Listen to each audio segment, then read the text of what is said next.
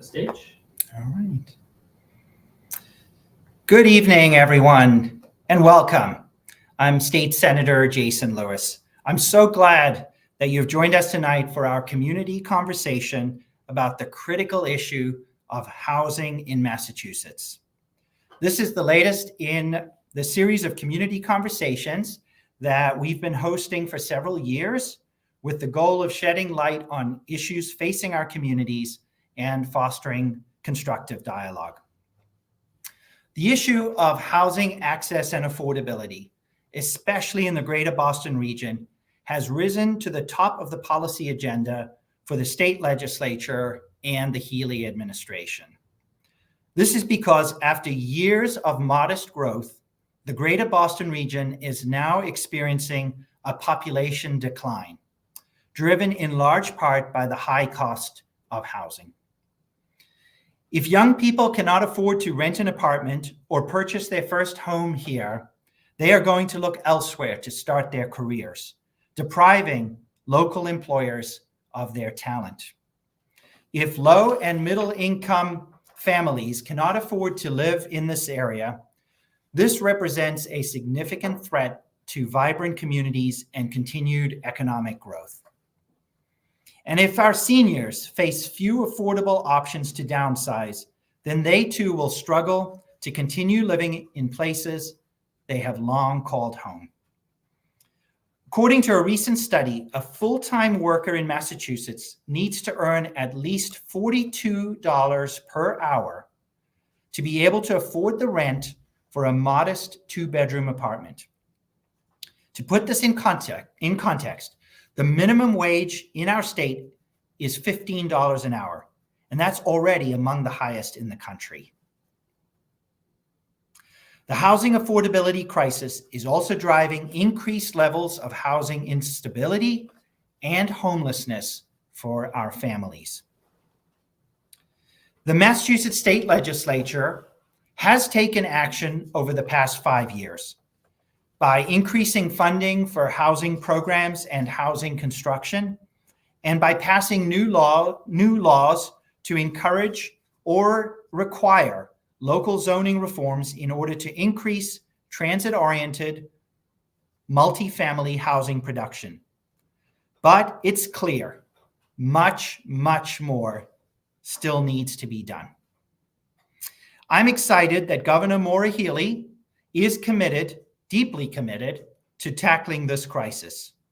One of her first major actions after taking office at the beginning of this year was to create a new Executive Office of Housing and Livable Communities and to appoint Ed Augustus to lead this agency. Recently, as you may have heard, Governor Healey also filed ambitious new housing legislation that is now under consideration by the state legislature. My office has created a resource guide that you may find helpful as we move through this conversation tonight. You'll find it pinned to the top of the live stream comments, and I encourage you to take a look at it. I want to thank Paul Albright and Sarah Zyberg from my office for creating this guide and for all their hard work organizing tonight's community conversation. In a few minutes, we're going to be joined, good news, I'm just being told that Secretary Augustus is now with us. I know the Secretary was running a little late with the traffic that we are all familiar with in the greater Boston area, but he is now with us. So we're going to now turn to him. The plan is tonight we will have a keynote address from Secretary Augustus. After that, we have a wonderful panel. I will introduce each of the panelists. They will share some initial thoughts with all of us with their perspectives on the housing crisis. And then we've left plenty of time this evening for you all, the audience, to share with us your feedback and to ask questions of the panelists and myself. So we're very excited about the conversation that we will be having tonight. So it is now my pleasure to introduce our keynote speaker this evening, Secretary Ed Augustus. Secretary Augustus is a longtime public servant with an impressive resume of work at all levels of government. He served as a state senator before becoming the Worcester city manager from 2014 to 2022. For those of you who don't know, Worcester is actually the second largest city after Boston in all of New England. Ed has deep experience in tackling housing challenges and implementing solutions on the ground. Secretary Augustus, we are truly delighted to have you with us tonight, and we are so grateful to have you leading the new Executive Office of Housing and Livable Communities. Secretary, the floor is yours. Well, thank you, Senator, and I apologize for running late, but I really appreciate the opportunity to be with you and your guests and your constituents tonight to talk about such a critical issue facing the Commonwealth. Governor Healy, when she was running, as well as Lieutenant Governor Driscoll, it was very clear to them that there needed to be an office solely focused on housing. As you know, and probably many of your listeners know, for years we had a housing secretary, and then when Governor Weld came in, he merged the housing secretariat and the economic secretariat together into one, and that's where it stayed for the next 30 years. And things moved in an okay pace, but right now, given the challenges that we face with the housing crisis, it's clear to the governor and certainly to me that having somebody focused exclusively on housing production and all of the attending housing issues really is where we need to go if we're going to move the needle on housing production. So a couple things I think are important. We talk about a housing crisis, but how do we know there's a housing crisis? Well, it's pretty clear across the board, whether it be our vacancy rate in Massachusetts. We have a 1.6% vacancy rate. That's the lowest of the 50 states. A healthy housing ecosystem would have us somewhere between 4 and 5% vacancy. So when you have a 1.6% vacancy rate, it means that if you're a renter or you're somebody trying to buy a home in Massachusetts, you have virtually no power. The laws of supply and demand are such that supply being so short, both in rental and in home ownership opportunities in the Commonwealth, the prices are so high and out of reach for so many that we're seeing that manifest itself in a number of ways. I think first, we're seeing it manifest itself in terms of our competitiveness as a state. We are seeing outward migration, and that is primarily due to the fact that housing prices here are just too expensive for many folks. So you find some of the graduates of our great colleges and universities here in the Commonwealth, they leave school, they get a job offer here in Massachusetts, maybe they get a job offer in North Carolina, same salary. But here they're going to be spending 40 or 50% of their income on housing, and there they're going to spend 30% of their income on housing. And too often we're losing those folks to other states. And that means our businesses don't have the ability to retain and attract talent that we need to continue to grow our economy and create good jobs. And in many cases, those are folks that Massachusetts has already invested in with the K-12 education system, many times our public higher education system. And we're turning that talent over to other states, which is not smart public policy. And then we also see it in terms of the emergency assistance shelter system. We've got 7,500 families in that system now. Maybe about half are new arrivals from other parts of the world, but half are longtime Massachusetts families who, for one reason or another, are experiencing homelessness. And that's not even counting our individual homeless situation in the Commonwealth. And the biggest segment of our individual or adult, no children population and the homeless population, senior citizens. So I can't imagine of something worse than folks who've worked their entire life, they've raised their families, they've paid their taxes, they've done everything right. And as they get into their senior years, are finding themselves becoming homeless because of huge increases and rents, and folks are turning up in shelters or living in their cars. That's not the kind of Massachusetts that we want. And so the governor tasked us, not only as this new secretariat, to deal with the everyday issues that are confronting us, but to come up with a big and bold proposal that would really move the needle on the housing crisis, so that we give power back to renters and to first-time home buyers, folks who, want to stay here in Massachusetts. And, when we think about housing, we really think about life cycle housing, the type of housing that you and I might have looked for when we were just getting out of college, maybe with a couple of roommates, was different than the type of housing as people got married and start their families. And then as different as you become empty nesters and you're looking to age in place. And we really need to make sure we're producing the kind of housing that allows people to stay in Massachusetts for all of those parts of their life. We don't want to just be a place for folks in one part or the other. We want people to have their entire, experience here in Massachusetts and be able to provide those different housing options for them. So we've come up with the Affordable Homes Act, which the governor introduced a little over a month ago.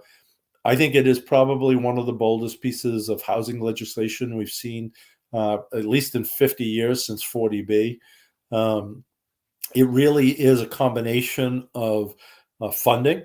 So bond bills are usually kind of housekeeping. They're recapitalizing the authorizations for the borrowing of the programs that we use to support housing production and capital needs.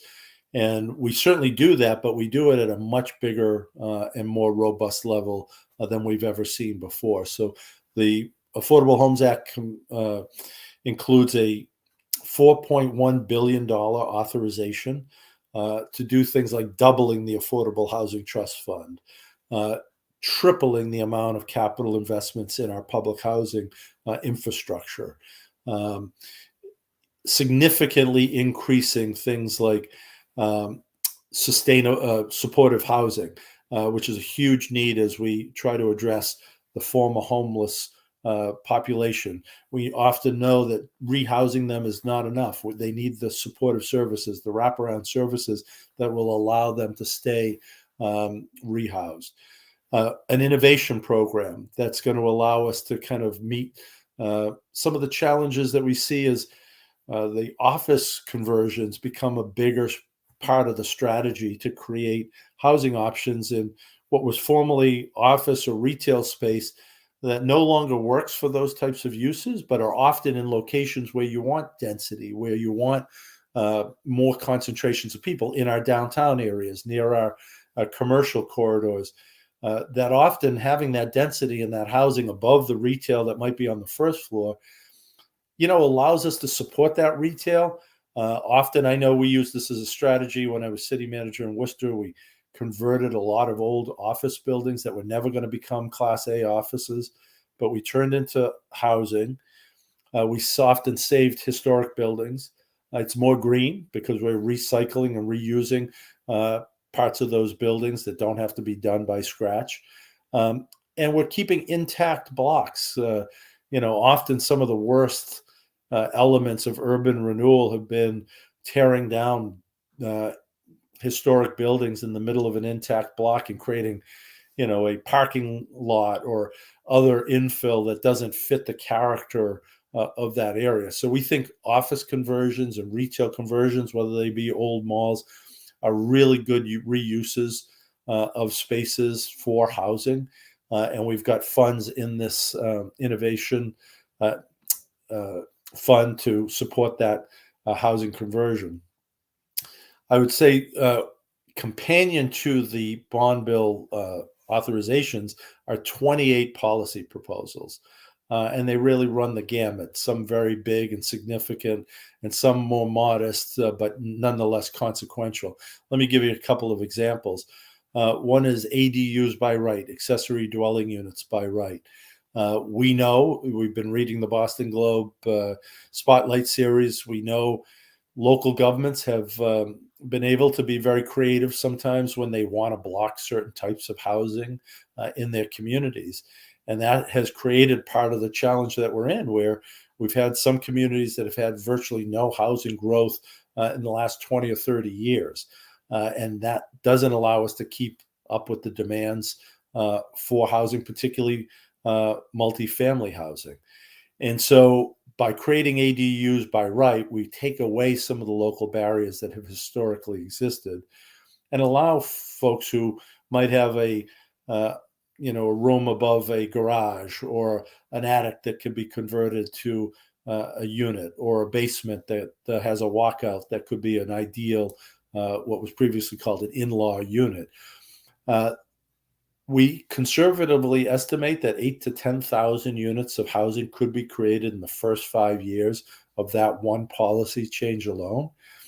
And it provides opportunities for families. Sometimes maybe there's an elderly relative or a disabled child that they would like to be closer to them and have in these ADU units that allows them to provide care and kind of look after those loved ones. Or maybe it's a senior citizen who is on that fixed income but wants to be able to have some way to subsidize their income by having this unit. And so it's a great way to keep options available to property owners, but create new units. And sometimes that's, grandma that lives in a 3-bedroom house all by herself now, wants to stay in the community, but doesn't have an option to move to. And having one of these ADUs would allow her to stay in that community and then sell that house for a family that needs the 3 bedrooms and the outside space. So it really provides that kind of churn that we're not seeing right now because of the lack of housing stock, the lack of inventory, if you will. Transfer fee, something that's a little controversial, but I think is a critical tool. We think that cities and towns ought to have the opt-in option.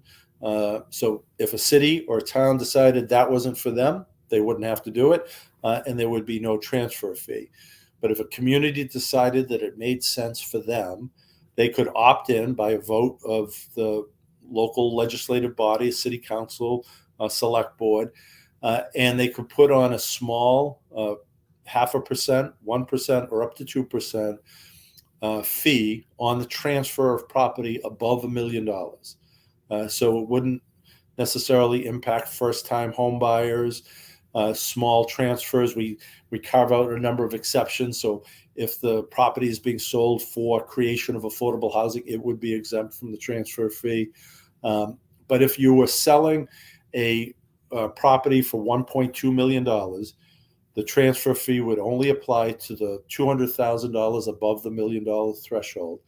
And it would generate, most cases, depending on where you set the level, $500-$600, which isn't going to be a deal breaker for the transaction, but can produce millions of dollars across cities and towns that would give them the opportunity to invest in affordable housing production, affordable housing preservation, or in their local public housing authorities as a way to further invest in production and creating affordable options within cities and towns and empowering those cities and towns.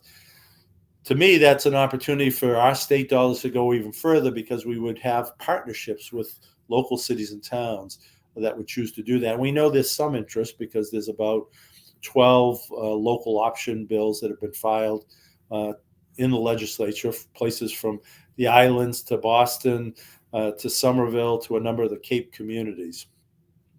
We also have something called the seasonal communities designation. Some of you might be familiar with gateway cities. About 15 years ago, the legislature created a gateway cities designation, knowing that Boston was kind of an entity unto itself, but there were a tier of cities, Worcester's, Fitchburg's, Fall Rivers, New Bedford's, Lowell's, Lawrence, Springfield's, Pittsfield's, that had some unique needs and challenges, and they ought to have a separate kind of set of tools that would really help those gateway cities meet their unique challenges and opportunities. Similarly, we think around this housing crisis that there are what we call seasonal communities, places like Cape Cod and some of our Berkshire communities that have very unique housing issues because their population may double during the months of June, July, and August. And they rely on a seasonal workforce to help meet the demands of that kind of seasonal surge in visitors or tourists that come to that community. Interesting statistic, 50% of the Cape's workforce now lives off of the Cape. That includes the municipal employees, that includes a lot of the workforce that support the seasonal type activities, whether they be restaurants or hotels, motels, things that are driven by the tourist economy. And folks are coming. That does nothing for our climate goals when you have 50% of the Cape's workforce having to go over the bridges every single day to go to work. It does nothing for their ability to fill jobs because as you get further and further up the Cape, it gets harder and harder to get workforce that are willing to travel that distance for the pays that are offered. And part of that has come because a lot of the historic workforce rental properties on the Cape have been turned into Airbnbs because folks can get more money that way. And that has allowed or forced really the workforce of the Cape further and further away from their jobs. And it is a threat to the future economy of the Cape. And so we want to create this seasonal designation so that we can have some unique tools that help support those seasonal communities. Surplus state property, we think there's a great opportunity to more quickly surplus state land that could be used for affordable housing production. We think also that, by streamlining that process, we can take about a year off the process from surplusing properties now. But we also know a lot of the properties come with challenges. There is an old state hospital, an old state prison on those properties. So we have a separate fund that's dedicated to demoing and remediating the property so it is actually able to be quickly developed for housing. And that in many cases could be, we might sell the property for $1, thus buying a certain percentage of affordability in the project because we're helping contribute the cost of land to underwriting the affordability of a particular project. There are a whole host of things. We're recommending creating an Office of Fair Housing within the new Secretariat. We think it's critically important that we educate folks and remind folks about their obligations around our existing fair housing laws so that everybody has the opportunity to find a place to live and it's a decent place to live. We've got a number of reforms around public housing that we think is going to make our public housing stock, which Massachusetts is blessed to have nearly 44,000 units of public housing. But quite honestly, it's not been invested in the kind of ways that it should be. And so we're trying to make up with that with the tripling of capital dollars for public housing. We're also doing something that I think is fairly unique.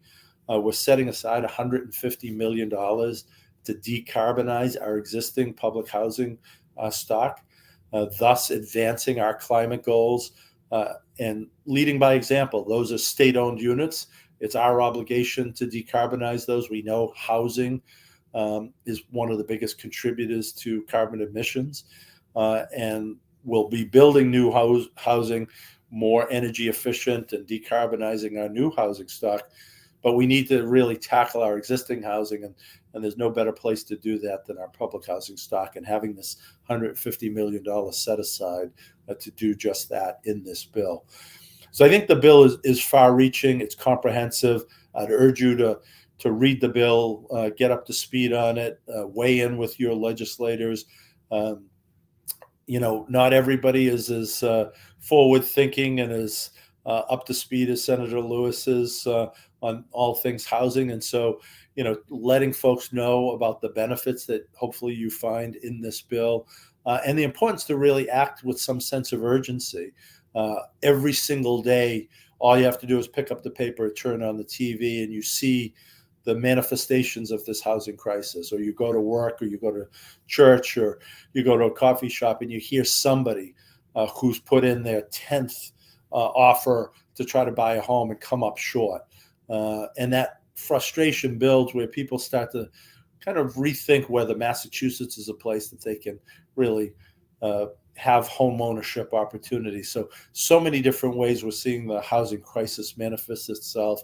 We think with this Affordable Homes Act, the governor has delivered a big, bold, consequential set of recommendations that, working in partnership with the legislature, we can get in the hands of communities, get in the hands of affordable housing developers, and really make a difference and do it quickly, because we really don't have time to spare. So hopefully that gives you a little sense of, why we have such a sense of urgency, why we've created this Executive Office of Housing and Livable Communities, some of the ideas that we're trying to offer that we think will make a difference, and look forward to the conversation. I know you got a great panel with some great organizations here that are great partners with us in this work. So again, thank you, Senator, for your leadership, for convening and educating folks about this important issue, and look forward to working with you in the months ahead. Secretary Augustus, thank you so much. Such a pleasure to listen to you tonight, and so grateful for the work that you are doing and leading, within the Healy administration. You've given us a great overview of the breadth of challenges facing, different regions of the Commonwealth, and also, I think, what is very exciting and ambitious legislation that the Healy administration has put forward. Before you leave us, I think one thing that would be helpful for our audience, as you well know better than anyone, the specific challenges facing different types of communities in the Commonwealth are different. And as you've laid out, what our gateway cities need to be successful with housing versus Boston versus suburbs, seasonal communities are all a bit different. And I think the legislation tries to consider that. One of the challenges that I've long faced in my district, and I think is true for a number of my colleagues who do represent a lot of suburban communities, is there are, even though there are many people who do understand, that housing prices are too high, rent is too high, it's a big challenge for us, as you and I have both laid out, they still. It is still very contentious to build denser housing, and folks will raise obviously all kinds of objections to whether it's lack of necessary infrastructure, traffic, schools, character of communities, what have you. But there's still challenges in just getting many of our communities, especially suburban communities that tend to be, mostly single family homes, to understand and embrace their role in providing more dense multifamily housing. So I guess what would you say to those folks, many of whom are my constituents and obviously many other communities, because we really need everybody to be part of the solution. Yeah. So I guess I'd love to just have you share that, your thoughts tonight on how you would how you'd respond to those kinds of concerns. Yeah, no, and I appreciate it. And I know people come to this with, sincere concerns about all the issues that you raised. I would say it's important that people kind of do a little bit of research, because, the issue of, more multifamily, denser housing in communities means more kids in schools, and more kids in schools means more taxes. And, if you actually look at it, student enrollment has been declining for about 20 years in the Commonwealth. So as you well know, Chapter 70, the primary way that the Commonwealth supports cities and towns in terms of education needs, is very much, it's a formula, and one key factor in the formula is student enrollment. And so if your community is seeing student enrollment going down, it means that you're potentially seeing your Chapter 70 dollars coming down. And that means you have to make decisions about cutting teachers or cutting programs, which of course nobody wants to do. And so, often additional housing in a community is going to allow you to maintain your student enrollment, which is going to allow you to maintain the funding that you're receiving from the Commonwealth, and thus not be in a position where you have to cut programs or increase class sizes. So it can actually be a strategy for maintaining some of the funding that you're receiving as a community. So, don't always accept the wisdom that you've kind of heard about through the grapevine. Look into your own community, and you might be surprised to find that some of the things that you've thought of as fact turn out not to actually be true. I think also, in terms of some of the concerns about infrastructure, we know there can be challenges when you do new housing construction. That's why the governor introduced this year a new program called the Housing Works program.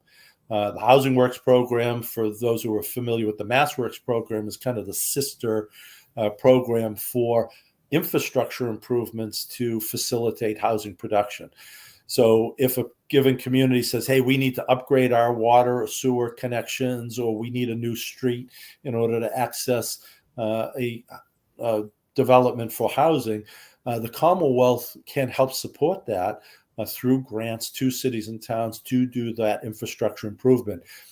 And that recapitalization is actually in the Affordable Homes Act. We're recommending recapitalizing it for the next 5 years up to $175 million, which would allow us to help underwrite some of those infrastructure improvements and not put those all on the backs of local cities and towns. So, a lot of the issues are real. Some of them may be a little dated, but we are trying to make sure that we're good partners with our cities and towns. It's not all resting on the city and town.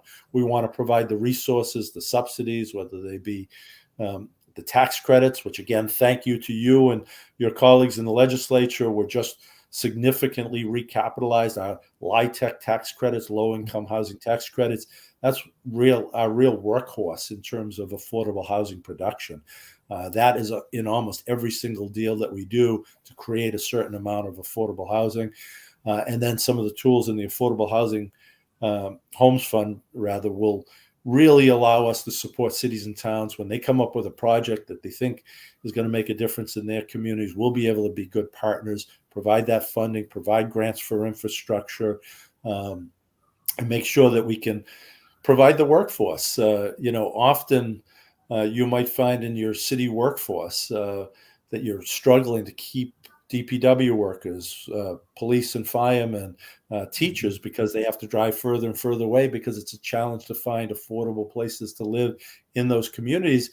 And you're not going to be able to keep that workforce. And so that is a threat to the health and vitality of our local communities. So I think we got to think of housing as really a tool to help us meet the needs of all the folks that we want in our communities. We want to have that whole income strata within our communities, because we need the workers at the daycare centers. We need the workers at the retail. We need the workers at the hospitals. We need the workers for our municipal operations.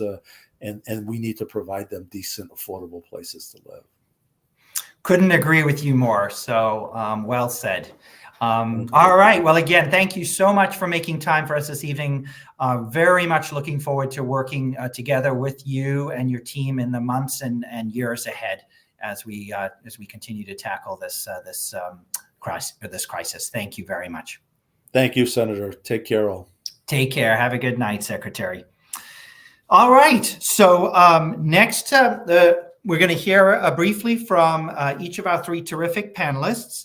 And after that, we're going to turn to audience questions and feedback. So what you should do is please write your questions in the live stream comments as we go along. And I know some of you are doing that already. Thank you.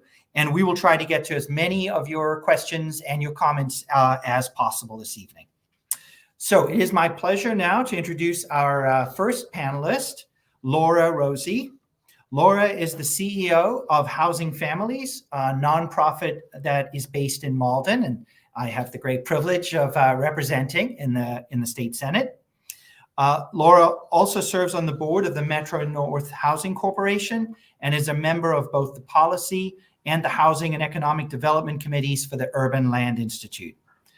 Laura has extensive experience working with families in our communities that are struggling to afford housing and facing homelessness. Laura, we are delighted to have you with us tonight. The floor is yours. Thank you. Thank you so much for hosting this forum, Senator. It is such a critical place and space to create space where communities can come and learn about housing and debunk some of the myths. I was thrilled to hear the Secretary reference some of the myths about and fears people have about the costs that housing can have on education and also increasing taxes. So I really am grateful for you for having this space. The housing crisis has been developing in Massachusetts for years, and I really want to applaud the Healy administration for their efforts and their prioritizing housing and creating the Office of Housing and Livable Communities. We're taking some steps that really brings me hope that we're moving in the right direction. So I am grateful to be here. I look forward to digging into deeper issues on housing, and just thank you so much for having me. Great. All right. Thank you, Laura. And actually, before you leave us, and I introduce our next panelist, just tell folks who may not be as familiar with Housing Families as I am, just a little bit more about the organization. You do such important work in the community. Just give folks an overview of the various programs and services that Housing Families provides. Sure. So at Housing Families, we work to strengthen communities by improving the housing stability for individuals and for families. And so we serve over 5,000 individuals this year. And we have a number of programs. We have, right now, we have over 200 units of family emergency shelter. We have an individual shelter for about 44 individuals who are experiencing homelessness. We have a great homelessness prevention and legal services department. And we have 80 units of permanent supportive housing that's really targeted at the extremely low income levels of our communities and set aside for folks that were previously homeless. And we offer mental health counseling along with a therapeutic after school academic support program. All right. Well, thank you, Laura. And, when we sometimes have constituents who reach out to us who are, facing housing insecurity and maybe at risk of homelessness, we often turn to Housing Families to try to, provide assistance. And they are just amazing how hard they work to try to help families who are facing, such a difficult, who are in such a precarious situation. So thank you, Laura. And we'll return to you shortly for our panel discussion and questions. And I'm sure, one of the things that will come up tonight is the emergency assistance shelter crisis that you are facing in Massachusetts. And I'm sure you'll be able to share some of your perspective on that with our audience tonight. So thank you. All right. So this evening is Matt Noyes. Matt is the Director of Public Policy at the Citizens Housing and Planning Association, which is also more commonly known as CHAPA. Matt has previously worked for California Congressman Henry Waxman, the Massachusetts Department of Higher Education, Youth Villages, Healthcare for All, and the AIDS Housing Corporation. It's great to have you with us tonight, Matt, and the floor is yours. Thank you so much, Senator. And thank you so much for asking me to be here. Such a great opportunity to talk about housing in Massachusetts. And I'm so pleased to be part of this, not least of which because I am a constituent of the senator. I'm a resident of Wakefield. I've been resident of Wakefield for the past 3 years. So CHAPA is an organization that was founded more than 50 years ago as an outgrowth of the civil rights movement. CHAPA believes that every resident of Massachusetts deserves to have a safe, affordable, accessible home in a community that they choose. Housing is the single most important investment we can make in the future of Massachusetts. You've heard a lot tonight about the housing crisis that we're in the middle of. A lot of us have felt it acutely. In order just to stabilize housing prices in Massachusetts, we need to create 200,000 homes over the next 10 years.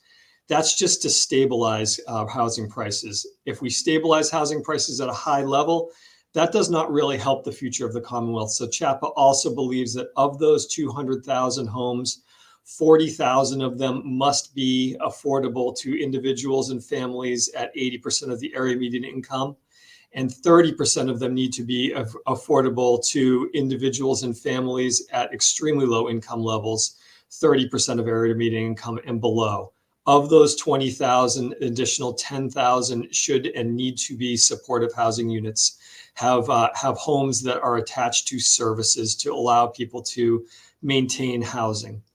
You've heard a lot in the news and seen a lot and heard a lot about the shelter crisis in Massachusetts, and CHAPA has been intimately involved in the response to that across the state, working with other shelter organizations.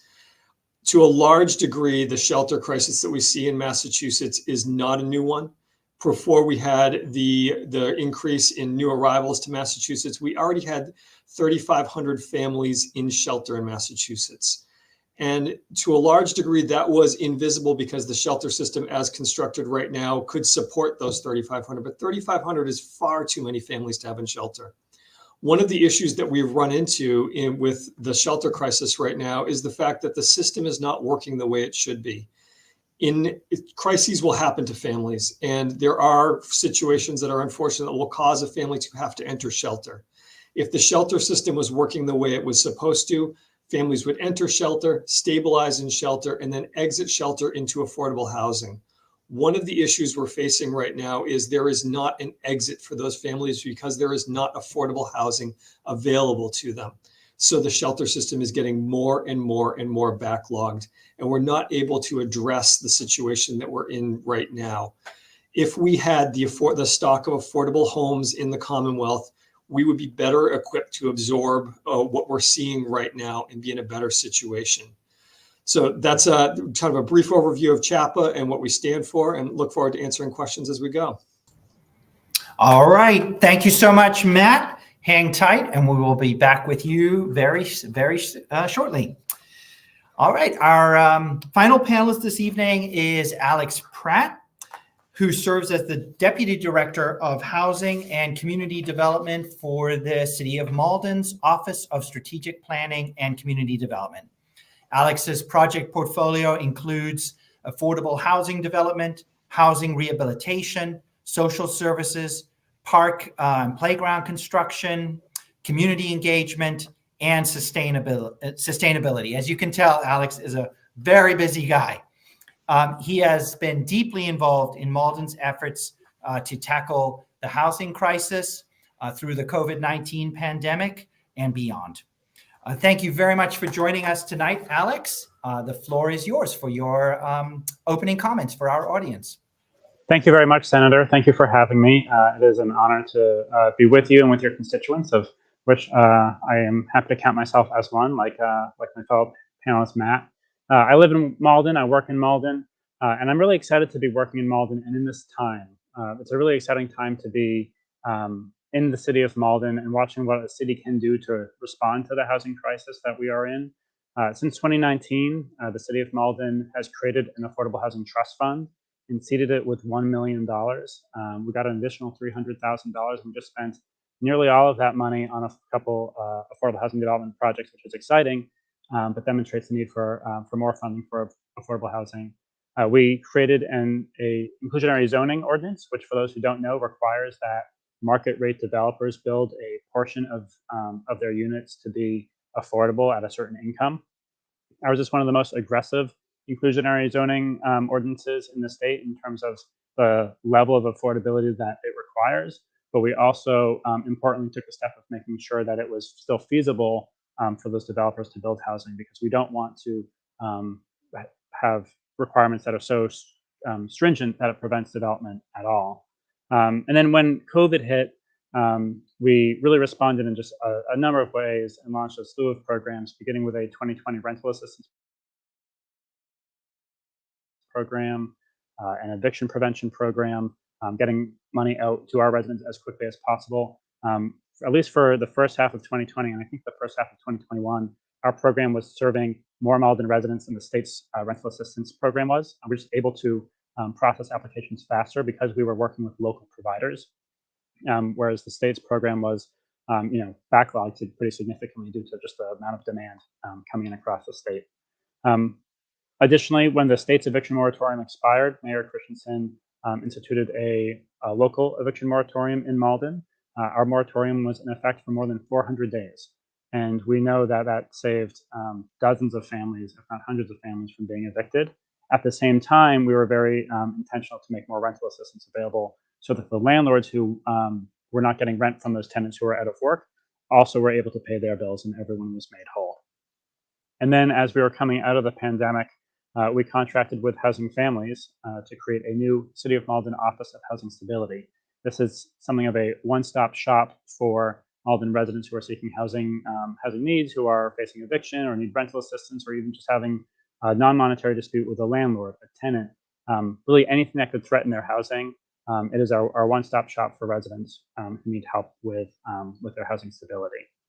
In addition to the support of the services side, where we're thinking about rental assistance and eviction prevention, we've also been hard at work to develop more affordable housing. Now, we have a couple of exciting projects. One I'll talk about. This was a project that was thought that it was never going to happen, and it is going to be opening up in early 2024. This is the Bread of Life and Metro North Housing Project. It's essentially it started as building a new food pantry, and on top of it will be 14 units of affordable housing for people who are homeless, people who could currently be on the street right now, or in some of these shelter beds right now, might be eligible for some of these units that are coming online probably in January or February. And this project was only possible with significant city support, not just politically through zoning and things of that nature, but also financially. 30% of the project for both the food pantry and the housing component is paid for by city sources. And then we've also been more active in helping to acquire parcels to be developed for affordable housing as a financer. So we have the Asian Community Development Corporation, as an example, is one of our nonprofit affordable housing developers. And they've purchased property in which they intend to build affordable housing, and they have borrowed that money from the city of Malden at a favorable rate. So that's more that we're doing to help finance and help facilitate affordable housing development in the city. Now, of course, cities and towns the state over will say, we need more funding for affordable housing. And that's absolutely true. We absolutely do. However, affordable housing alone will not take us out of this crisis. This crisis was solved by decades of lack of supply, decades of cities and towns not doing their part to build housing, period. And that, of course, has led to higher rents, higher sale prices, has made it very difficult for anyone who doesn't already have money to get the money to buy a home. And it's made it very difficult for people who are lower income or even working class, middle income people to stay in their apartments, stay in their homes. So in addition to needing more money and more tools to address the housing crisis, we also need every city to be contributing in terms of production.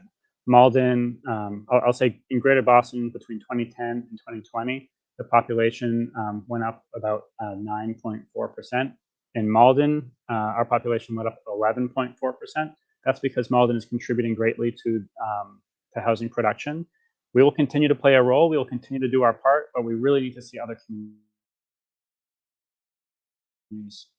do their part. There are some communities that produce so little housing that the populations went up 3%, 4%, 5% over the course of a decade. And we know that if that continues, if we have this town by town, this kind of piecemeal approach, we're going to continue to be in a crisis, and it's going to be one where the effects are felt by everyone. I think the future of our cities and towns is interconnected. If Malden is building all the housing that we can and building affordable housing and trying to serve our residents, but a town next door or a few minutes away isn't doing their part, there's still going to be a big price crunch, and our residents and your residents and everyone's residents are going to be pushed out. And that's really not the community that we're trying to sustain here. Malden is very proud, and our administration is very proud to live in one of the most diverse communities in the state. And we know that to maintain that, to retain that, and to maintain our vibrancy as a community, we need to have affordable housing for everybody. Thank you. Thank you so much, Alex, and thank you for the terrific work that you've been doing in the city of Malden. Thank you to Mayor Christensen, for his leadership. I have been very impressed with how the city has really been tackling this crisis head on for the past several years and being bold and ambitious. And I think that is a great example for what we need to see. And I completely agree with you that this is a challenge that all of our communities need to take on. everybody in the greater Boston area obviously has a stake in this, and we all need to be contributing to the, to be part of the solution. So great, thank you. All right, so let's bring on all of our panelists, bring them back. And now it's time for us to hear from our audience. Folks have been sharing some feedback. That we've had some questions coming in. We also had some questions submitted in advance of the community conversation. So Paul Albright from my office is going to sort of put those comments and questions, up on the screen so we can all see them, and and we'll take it from there. So I'll, I may direct a question to one of you, but any of you should certainly feel free to jump in if there's something you'd like to add. All right. So Paul, what do we have first? All right. So nice, easy question for us as the first one, right? The softball. Are there any rent control measures in the Affordable Homes Act? And just to remind everybody, the Affordable Homes Act is the name that the Healey administration has given to their ambitious legislation that they recently filed. And of course, that was described in some length by Secretary Augustus earlier this evening. I should also add, just so that everybody understands, basically, the governor has filed that as a bill. That bill has now been assigned to the Joint Committee on Housing in the state legislature. There actually already are dozens of other housing-related bills that were filed by state representatives and state senators that are also pending and under review in the Housing Committee. So it will now be, the next step is that the legislature's Housing Committee will be evaluating the governor's bill as well as all the other bills. And we expect that they will be making recommendations to the full legislature in the new year. And, I expect this will be a top priority for both branches of our legislature, House and Senate, to, again, hopefully take up, very comprehensive and ambitious housing legislation. So as far as I know, the governor did not include in her bill any measure specifically addressing, rent control or rent stabilization, as it's sometimes referred to. I don't know if any of our panelists, have any insight into that, or if you want to share any thoughts about your hope to see the legislature potentially include a measure around rent control, in the bill that the legislature is going to be taking up. I can't speak to whether or not it's in the act, but I can speak to the impact that it could have on our ability to help folks stabilize in their communities. Because one of the biggest problems that we see, I was just saying this on Malden Access TV, if I could make one wish in my housing bubble world, it would be that there could be some sort of rent stabilization or limiting of how much landlords increase the rents, because we see folks at the lowest income levels who are coming in and doing everything they can to pay their rent, working multiple jobs. And all of a sudden, because the market allows it, their rents have gone up $600 a month. And that's not an exaggeration. That's something we actually see common.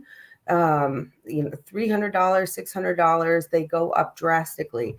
And you contrast that to folks who have the wealth and the ability to have a mortgage where your mortgage is a fixed payment, and you're going to be perpetuating this gap. You look at who are the homeowners, who are the renters, you're going to be perpetuating a divide in wealth and access to housing among different demographics. And you're going to then also continue feeding into the shelter system because people can't keep up with rents, and you're going to be contributing to the lack of affordable housing. So it's a really important tool, and I would strongly encourage the legislature to take it on and address it head on, because it would be very, very helpful for those of us in the field trying to help folks. Thank you, Laura. Matt, does CHAPA have an official position on whether we should implement some form of legislation related to rent control? We do not at this time. We're a group that works with a broad range of stakeholders from all over the map. We have folks who sit around our table. So we work to achieve consensus among the organizations before we take a stand on issues. We're not quite there yet. All right. Just so our audience knows, what is really under consideration is not that the state legislature or the state government would impose some kind of rent control statewide. What's really being discussed is whether the legislature should authorize local communities, cities and towns, to implement a form of rent stabilization in their own community, should they wish to do so.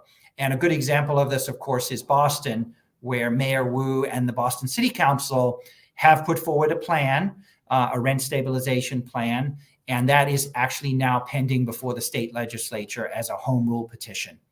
So if the legislature could approve that just for Boston, or we could, again, include as part of our housing bill, authorization for all communities. So it would include Boston, would include Malden, Somerville, or any city or town, should they wish to implement rent stabilization. It does remain a pretty contentious topic. Just for the record, personally, I am supportive of the legislature, providing a local option to cities and towns. Maybe there would be some guardrails, or some provisions around that. But I do think this is an important tool, exactly as Laura described it, and we should be enabling communities that wish to avail themselves of it to do so. So again, I think that will absolutely be part of the debate we're going to be having in the legislature. All right, Paul, let's go to our next question. So we've got some feedback here from Kathy Boyle. Thank you, Kathy.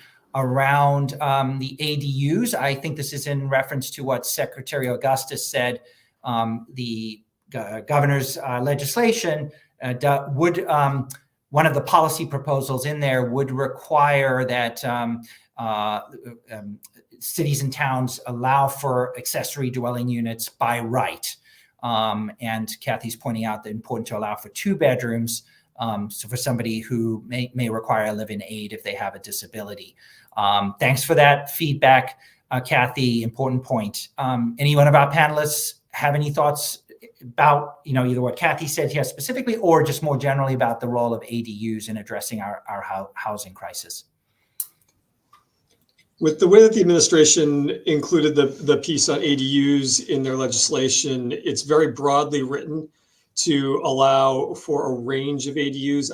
I do not believe there's any restriction on bedroom size, so I don't think there would be anything to prohibit a 2-bedroom ADU in there. There's a prohibition against limiting lot size, making owner occupancy a condition. So they really took a broad stance in allowing the ADUs. So I would need to look at it more, but I don't believe there would be any restriction to that at all for any number of reasons, including the one this individual put in the chat.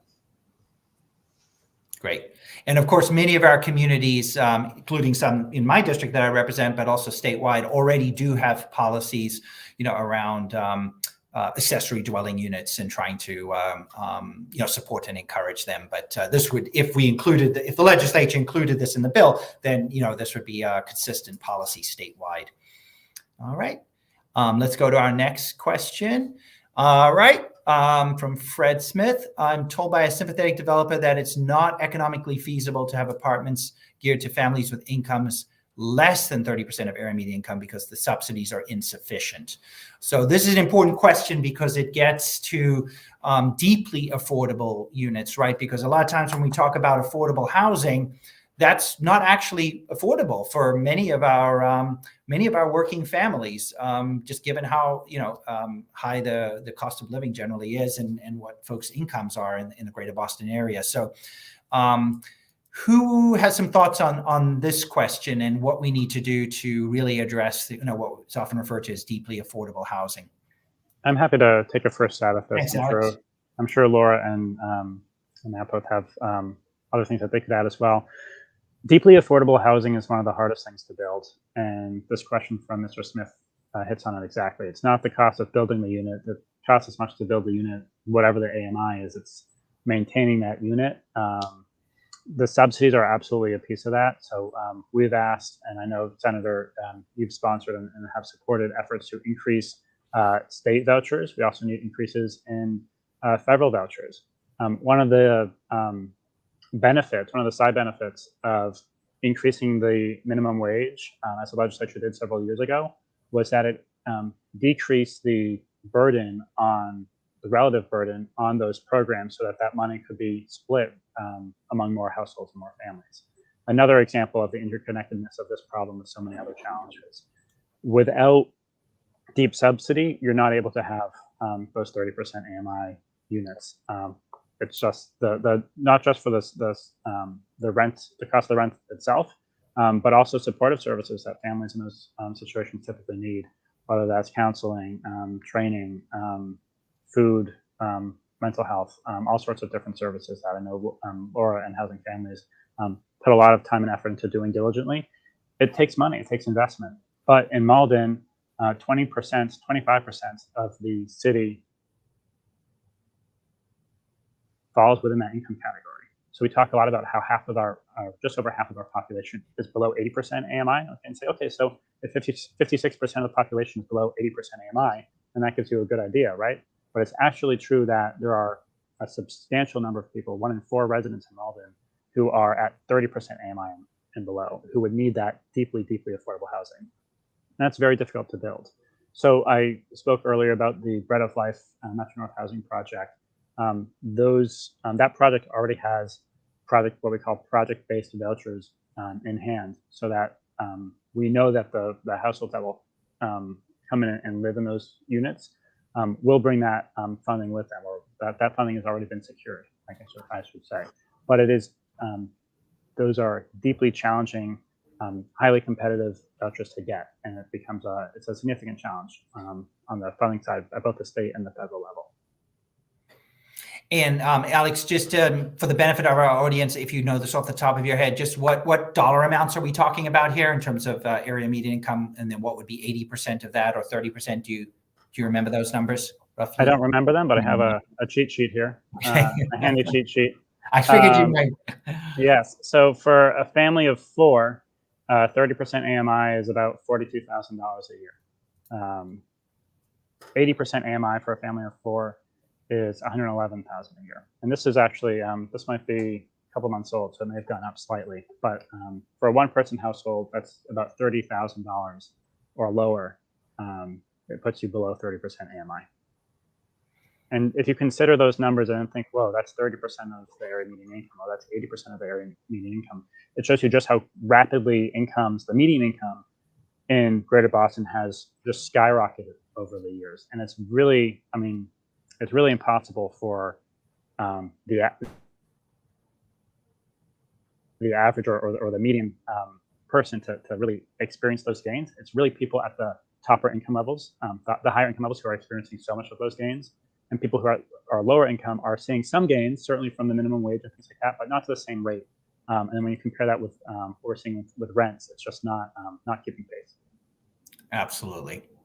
Yeah, and remember, our state minimum wage, which we increased, to $15 an hour, and that's one of the highest in the country. Even if you're earning minimum wage, you have an annual income of roughly $30,000 a year. So, you can see how many families are going to be in that situation where they need deeply affordable housing.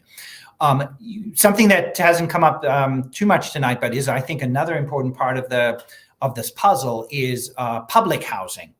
And, we have both federally supported public housing in the state, and we also are very unique in Massachusetts in having state-supported public housing. Each of our communities has housing authorities that manage those units. But one of the big challenges has been providing enough money to maintain all of those units in a state of good repair. And that's something I hear from a lot, from our local housing authorities. And the folks who live in that housing are often seniors, low-income seniors, people with disabilities, very critical housing. Very pleased that the governor's housing bill, the Affordable Homes Act, has the largest proposed investment in our public housing stock in many, many, many years. And definitely feel like that's an area that is very worthy of investment. So anybody want to jump in on the role here of public housing? Anything you want to add before we go to the next question? I would reiterate that I'm very pleased to see that investment as well. It kills me when I hear reports about public housing stock that is offline because it's not in condition for habitability. We do not have the space and the time for those units to sit offline. You see the math or the economics of it doesn't make sense for developers to invest in extremely low income housing, but we have some sitting there that are vacant, and I'm really, really thrilled about that being included in the bill. Great. All right. Well, hopefully we'll push for that to be part of the legislation that comes up, up in the House and the Senate. All right. Next question is, what policy should we pursue to make home ownership more accessible, especially for people of color who, as we well know, have faced extensive housing discrimination in the past? So we've been generally focusing a lot of this conversation on the rental side of the puzzle. Home ownership, another big challenge, right? And that's been exacerbated by not just high housing prices, but now the higher mortgage interest rates, again, that are adding to our woes. So thoughts on this issue? Alex, I don't know if there's some programs, you've seen in Malden that are working or elsewhere, but again, focused on home ownership and especially for communities of color. Absolutely. I think this is an excellent question. It's something that I think about every day, and we've had a lot of conversations about internally, as well with cities and towns around us. I think first it's important to define the problem and understand the origin of the problem, which is intentional actions by state, federal, and local governments to discriminate against people of color, especially Black and brown people. And that leads to wealth disparities, including a series the Spotlight team at the Globe did a number of years ago, showing that in Boston, the average wealth of a Black family in Boston was just $8. That is not an accident. That is not happenstance. That is the result of decades and generations of intentional disenfranchisement and oppression of these populations by our government. And it's going to take every level to help address that, to help undo those problems. Part of that is challenging because in many ways the federal fair housing rules, which say you can't discriminate on the basis of race, prevent us from saying, well, okay, but we know that this family has been left out of the mortgage process previously and wasn't able to buy in when it was easy to buy into the investment of a single family home. And so we have to be more creative. We can't say, okay, well, this is a program specifically for people of color. We're not allowed to do that. And we also miss other pieces of the puzzle there too. There are people who aren't people of color who have been discriminated against in other ways or might otherwise have been left out of this process. I think for starters, the Mass Housing's Commonwealth Builder program invests significant funds in building affordable home ownership units for first-time home buyers in focusing gateway cities. That's an important program, something that we've been talking about a lot in our office and with Mass Housing and in our consortium of other cities and towns, is how do we balance the need for deep levels of affordability with the length of time that a unit becomes affordable. So to put it more clearly, if you build an affordable home and you have $300,000 of public subsidy that you put in to reduce the cost of that sale price for that home so that a first-time home buyer could afford to buy it, how long do you want that unit to be affordable for? If you say it's affordable for 30 years or in perpetuity, when that family sells that unit, it will go to another household, which will also be able to benefit. And the cost of that home will still rise and they will generate some wealth, but not as much wealth as if you said, okay, well, it's just affordable for 15 years. And 15 years down the road, you can sell it at market. So these are things that need to be discussed and balanced. It's something that we've had a lot of conversations about internally and with the Mass Housing folks to see how we can better address both of these needs. But I think there's another creative way that we can get to this, which is regardless of whether we're building a unit or not, we can have down payment assistance programs targeted to not just first-time home buyers, but first-generation buyers. So these are people who, regardless of their race, have not had anyone in their family who's bought a home. Their parents don't own a home, their grandparents don't own a home, et cetera.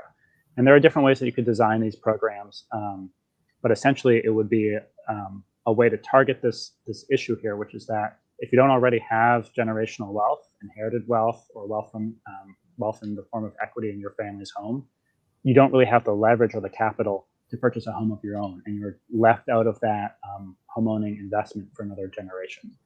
And we could talk another time. We could have a whole conversation probably about the challenges and shortcomings of having a housing system where homeownership is seen primarily as an investment model, because it inherently disincentivizes people from building more homes. And there's a whole history of how redlining and these deliberate actions, by the government to keep out people of color, that really explicitly said people of color shouldn't live here or don't loan to people of color, has been replaced in many ways by local zoning in a lot of communities that says, okay, well, we can't say that anymore, but we can only build homes, we can only build McMansions that we know that people of color aren't going to be able to afford to buy.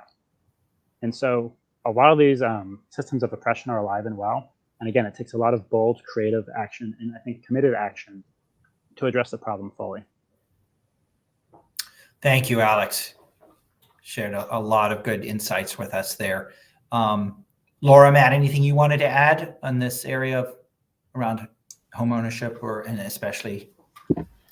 No, I don't have solutions, but I would say when you look at the housing market and you look at the stock, those homes for somewhere in the 200,000 to like even up to 600,000, there's just so few of them. And that is part of the solution, is the affordability of the homes. And, people sell those level homes and often they're getting wiped out and another bigger, better, sparklier home is built there instead and sold for a lot more money. So there has to be a way that we can all think about, like, how do you preserve the stock that's already there? But I don't have the solutions right now. Right.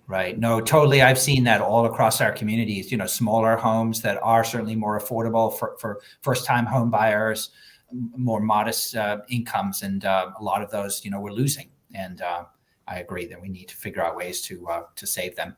All right, let's see what our. Go ahead. Sorry, Matt. Yep. One thing I want to flag in there is, CHAPA was really pleased to see that the governor included the creation of the Office of Fair Housing in the bill. And, I don't think it's been said explicitly, but this is a very unusual bond bill.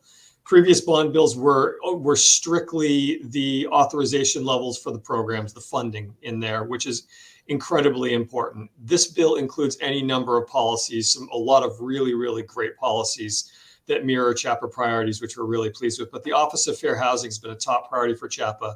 It's a recognition by this administration that there are exactly the structural inequities that have existed in our society that Alex talked about. It's an office specifically dedicated to addressing them. And quite frankly, Senator, I want to advocate a little bit here. It's one thing to establish the office. It's going to need some funding too. That's probably going to come in the governor's operating budget when she files that. So we're hoping the legislature will include that as well. So really excited to address the inequities, to test the current system, and to make referrals if necessary to rectify them if and when they're found to continue to exist.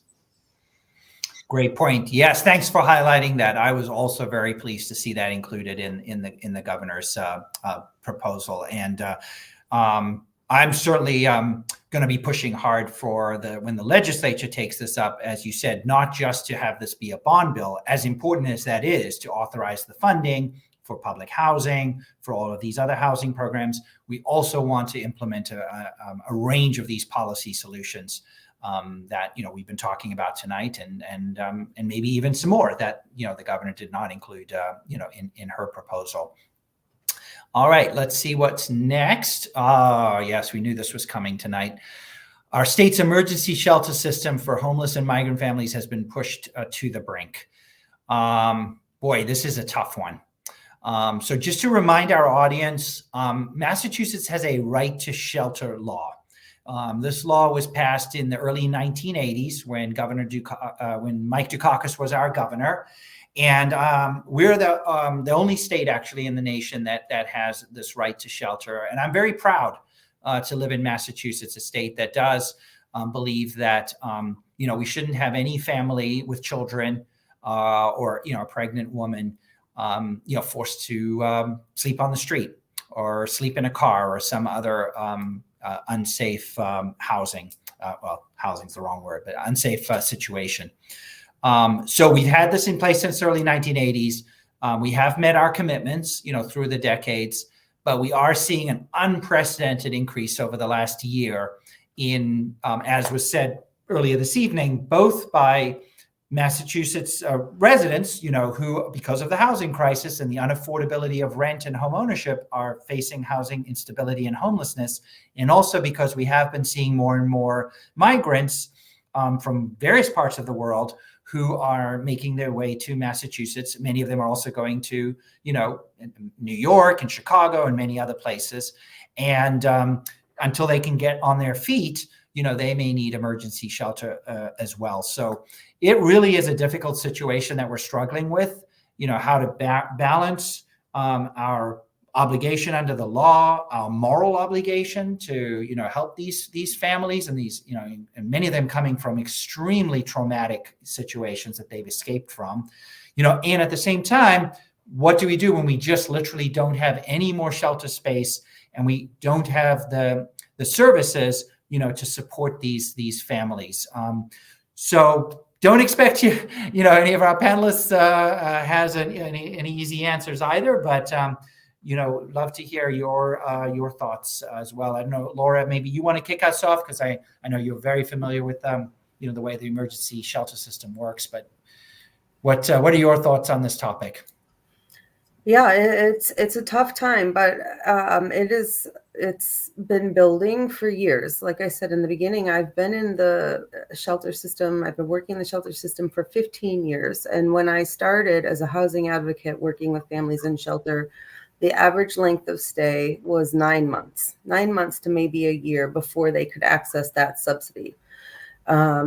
Since then, you have this system that has been bubbling up and boiling up because there's nowhere for it to go.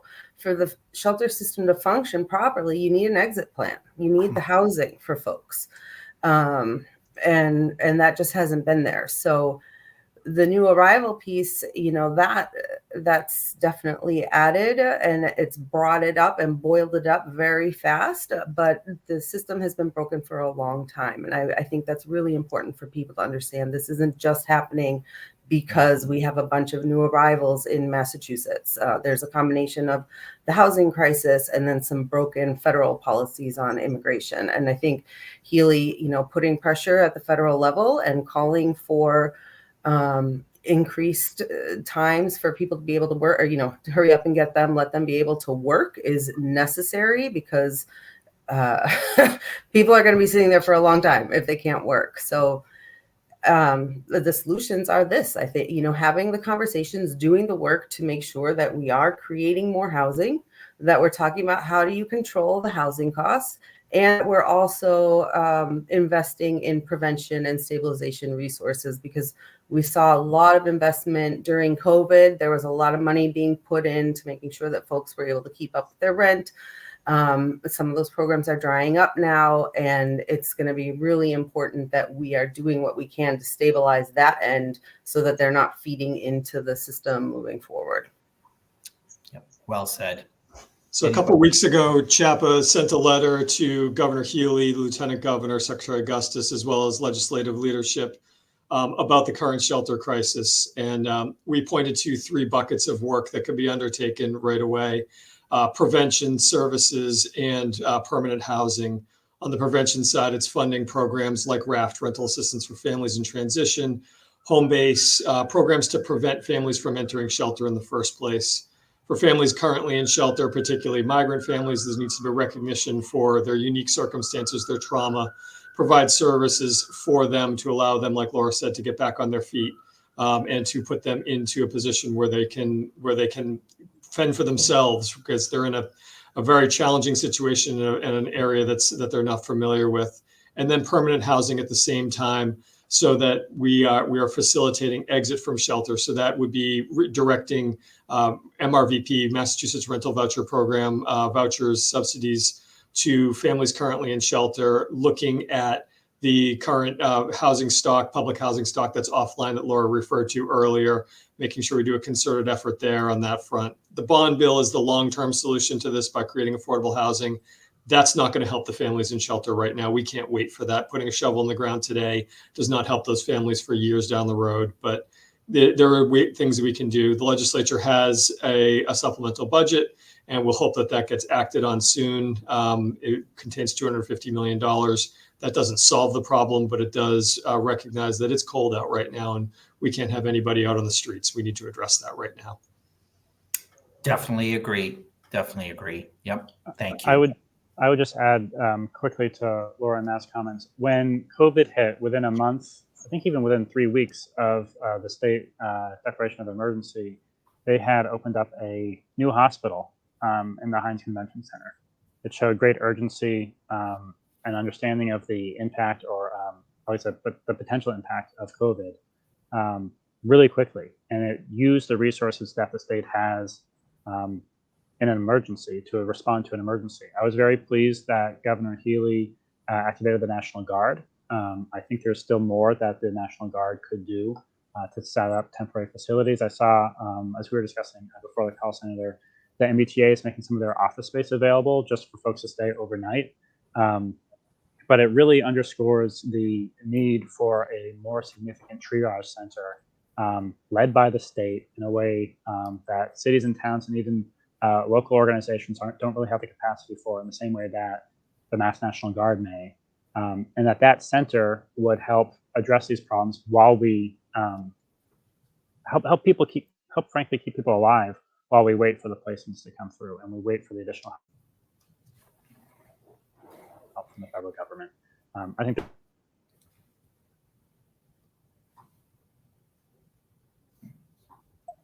and I guess I would also add the legislature was debating $250 million for support to the administration to respond to the crisis, and some of that money, in at least I forget if it was the House or the Senate's version, was earmarked explicitly towards creating that type of triage center. Mm-hmm. And the inability of the legislature, and I'm not picking a side of the House or the Senate, but not to come to a compromise before going away for 6 or 7 weeks, kind of misses the moment, I think, and it would be helpful if I'm hopeful that the chambers can come back together between now and the end of the year and do that, because the crisis is only going to get worse. Absolutely agree, and that is definitely the plan. The House and Senate negotiators are working, as we speak, to reconcile some differences between the House's version and the Senate for the shelter funding. And there's some very important things included in that bill as well, this so-called supplemental budget. So my expectation and my hope is that will be done hopefully in the very near future. We are bumping up against 8 o'clock when we're going to be wrapping up, but there's 2 more questions I think we just want to try to get to. So let's take the first one. Maybe we just have lightning round here in terms of our answers. So we'll just have to do the best we can. All right, this one, it should be a requirement for any homeowner renting to the public that they be trained on discrimination, be trained about dealing with tenants with disabilities, or provided a packet on their rights, et cetera, since legal aid is short-staffed in dealing with the broad audience of people. Great point. This really gets at sort of from the perspective of landlords and what their requirements are and what tenant rights are. So anyone who want to take this one? And again, we probably just need to keep our answers brief. I think this is absolutely something that the Office of Fair Housing can take a look at, and hopefully that gets set up soon and is funded robustly to take on things like this. Okay, good. All right. And I think we had, let's see, Paul, one more that we're going to get to. Thank you, Karen. Is there any financial support for local communities to decarbonize existing municipal housing?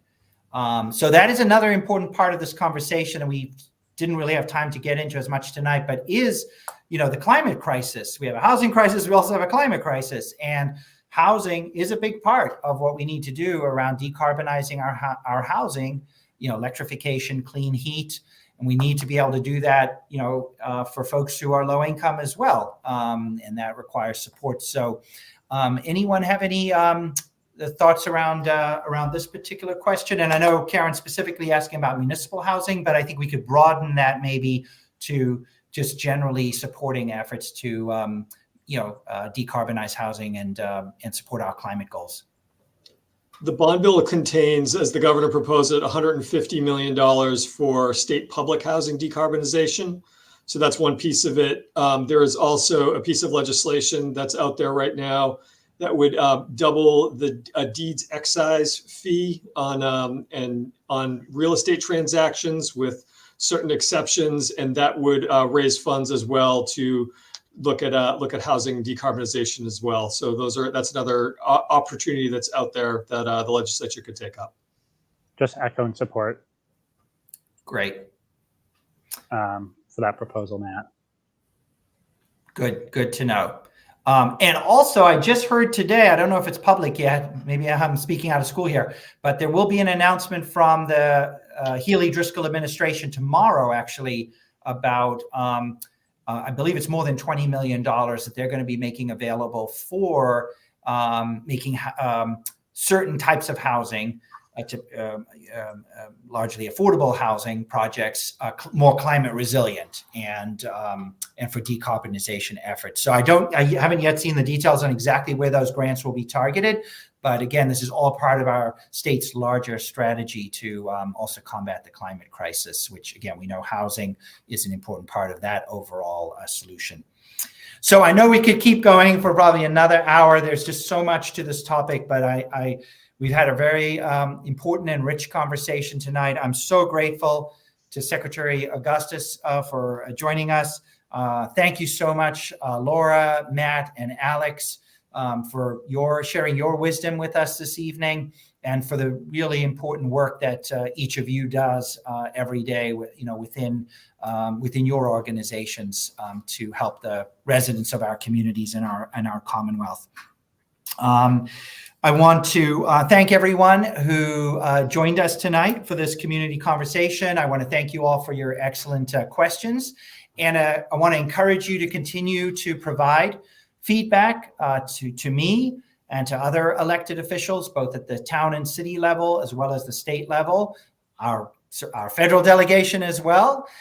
We definitely need to continue to hear from you all. Again, this is going to be a top priority for the legislature and for the governor as we move into the new year. And really we'll continue to welcome, hearing your feedback and your suggestions and continuing to, ask your questions. I want to just give you a final reminder to take a look at the resource guide, that was put together by my office. And again, it's pinned to the top of the live stream comments. It has some definitions of a lot of the terms we've been using tonight for those who may not be familiar with them. And also will point you to a variety of very helpful resources on this topic. And again, thank you so much to Paul Albright and Sarah Zyberg from my staff for putting that together, and again, for organizing tonight's community conversation. So good night, everybody, and I hope you have a very happy Thanksgiving. Bye-bye. Thank you.